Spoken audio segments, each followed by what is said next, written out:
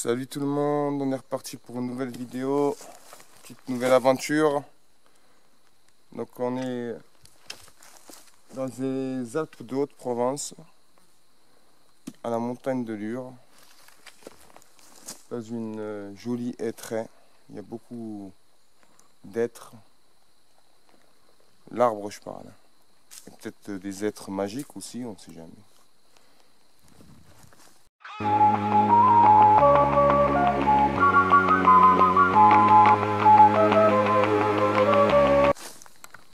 Et je suis avec Virginie Sgott. Je vais vous présenter tout. Allez, let's go.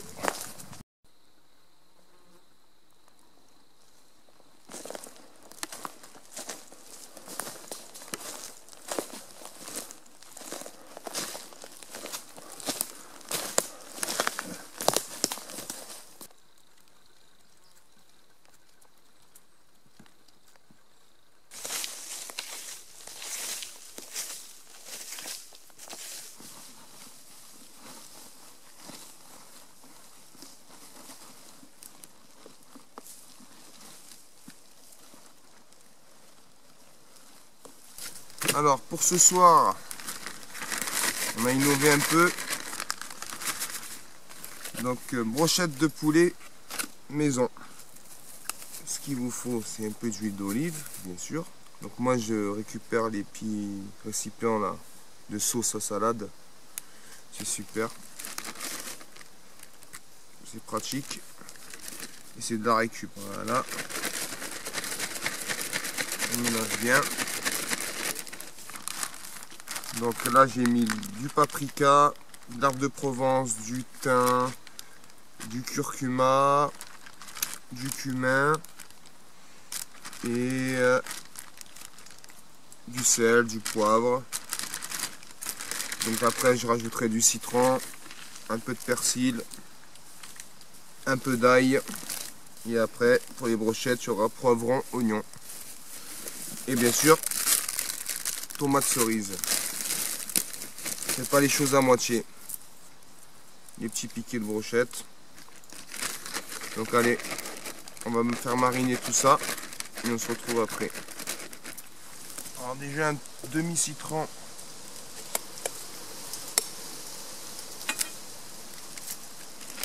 Pour la marinade. Et Virgie en train de couper l'ail. Travail d'équipe bien sûr. Hein.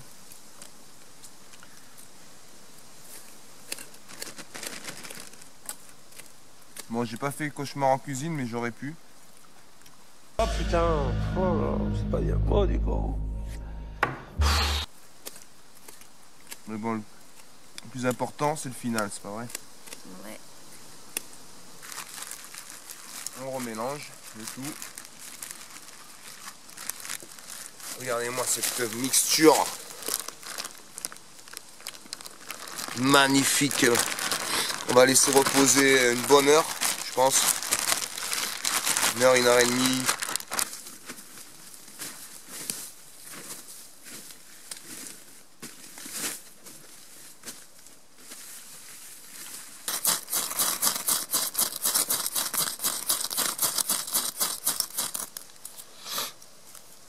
Alors regarde, quand tu n'y arrives pas, tu fais ça. Tu fais ça. Et tu te fais pas chier.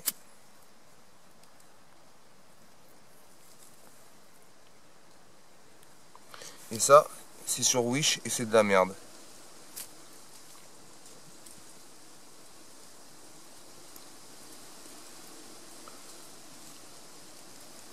Parce que le boulot, il prend très bien.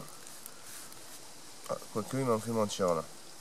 Bon, c'est vrai qu'il était vieux le boulot, mais je pense pas que le boulot ça se périme. Hein. C'est plus une histoire de fire seal.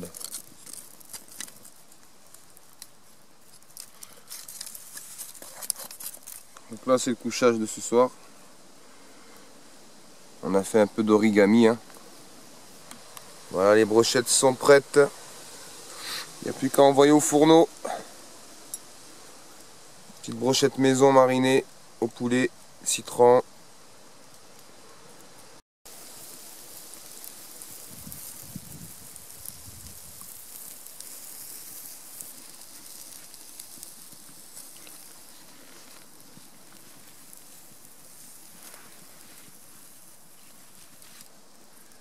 Château Prieuré Lalande, Côte de Bourg de 2016.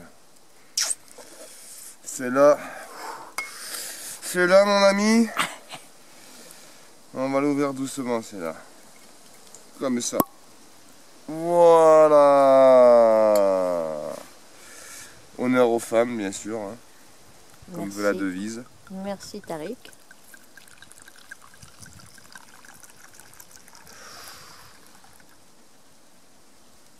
Hop, là pour toi.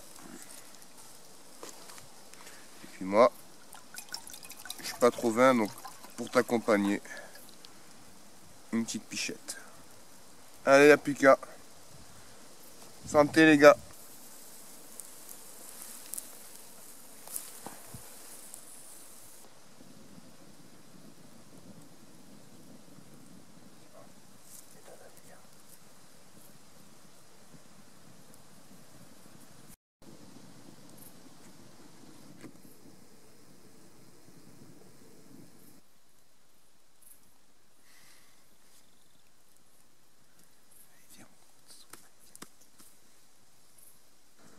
La farigoule.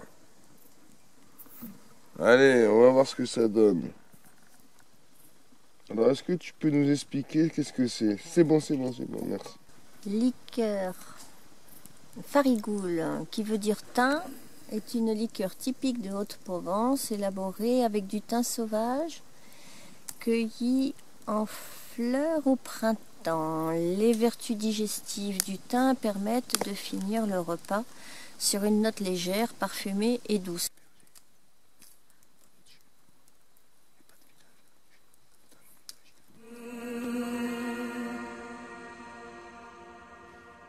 Did I dream you dreamed about me?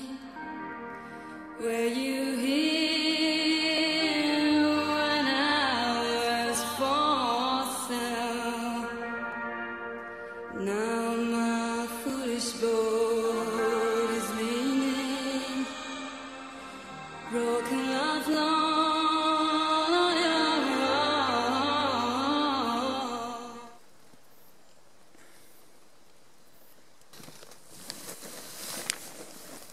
On a dormi comme ça. On a glissé.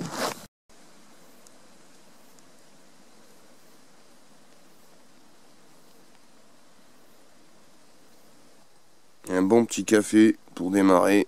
Il n'y a rien de mieux. Je te le dis, mon gars. Alors voilà. On a bien glissé. Hein. C'est pour ça que le sol c'est bien, mais c'est bien à plat. Si t'es pas à plat, mon gars, oublie le sol. Mets-toi en hamac. Petite citation du jour. Pourquoi amener un hamac? Parce qu'on peut le mettre n'importe où il y a des arbres. Et même en pente comme ça, on dort très confortablement. Soleil qui arrive.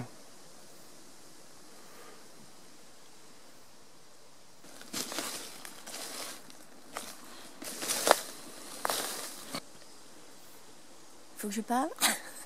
Si t'as envie, si t'as pas envie, tu parles pas. Non, j'ai pas passé une bonne nuit. Hello.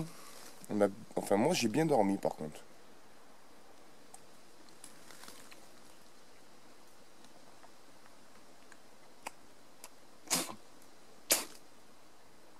Il y avait un bout de Corona dans mon café là.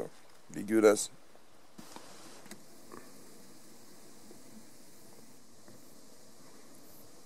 Seulement 5% des appels au centre antipoison impliquent des plantes et concernent des enfants de moins de 4 ans, dans 80% des cas. Dans les 3/4 des cas, elles restent sans conséquence. Un simple brin de muguet pouvant s'avérer dangereux, on se méfiera instinctivement de tous les végétaux, plus particulièrement des baies. Non seulement de leur ingestion, mais aussi d'un simple contact. On sera extrêmement vigilant sur la cueillette des champignons, qui engendrent 1500 à 2000 intoxications plus ou moins graves par an. Enfin, il fait 25, on a eu 14 cette nuit. Il a déjà fait 30 ce matin. À mon avis, quand le soleil tapait dessus. La poubelle n'a pas bougé. Voilà, on va pas tarder à décoller.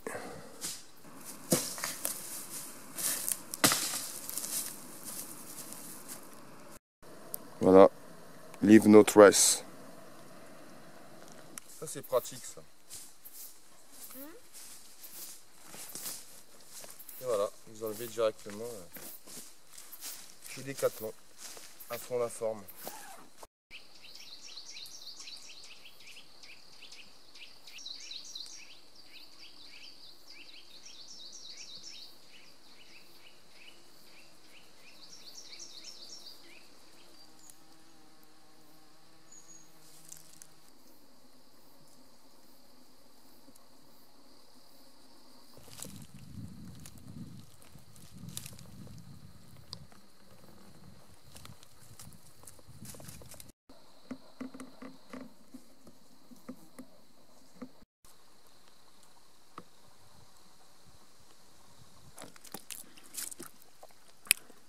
Du figalé et tout.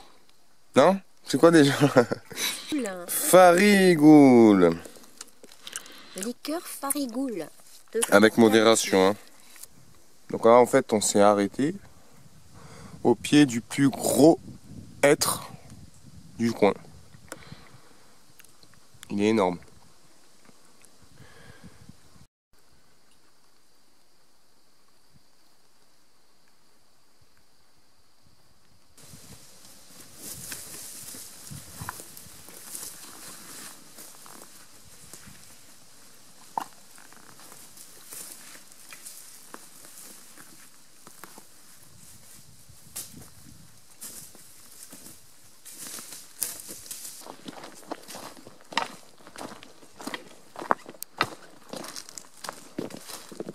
On entend les voitures ou les motos. On se rapproche de la civilisation. Bon là si vous voulez du bois, hein. Il y en a en pagaille. On a récupéré le sentier. Yeah, enfin je crois. Ça a l'air.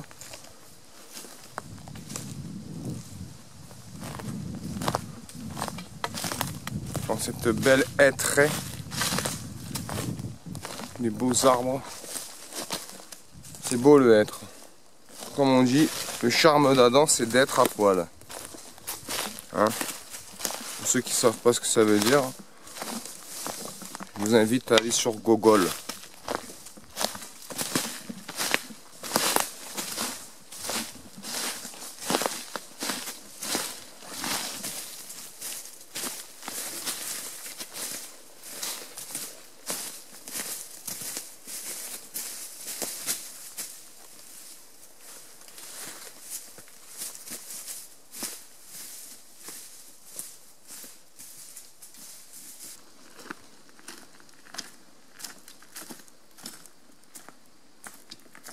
Notre-Dame de Lure, une abbaye chalaisienne, filiale de Boscodon dans les Hautes-Alpes, qui a été fondée en 1165 par l'ordre austère des Chalaisiens.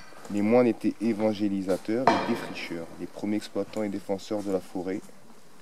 L'abbaye de Lure connut une prospérité rapide au XIIe siècle et obtint de nombreuses donations. Il y avait au Moyen-Âge une vingtaine de moines et autant de frères, bergers et cultivateurs, un peu dispersés dans les dépendances de l'abbaye. En gros, c'est l'histoire. Après, au XIIIe siècle, une période de son apogée, l'abbaye de Lure, qui possédait plusieurs prieurés, créa dans la région 4 nouvelles abbayes. Alors, c'était de véritables fermes modèles, avec celliers, granges et domaines.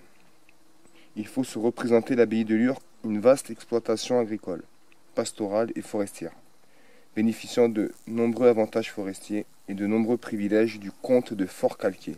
C'est vrai qu'on n'est pas loin.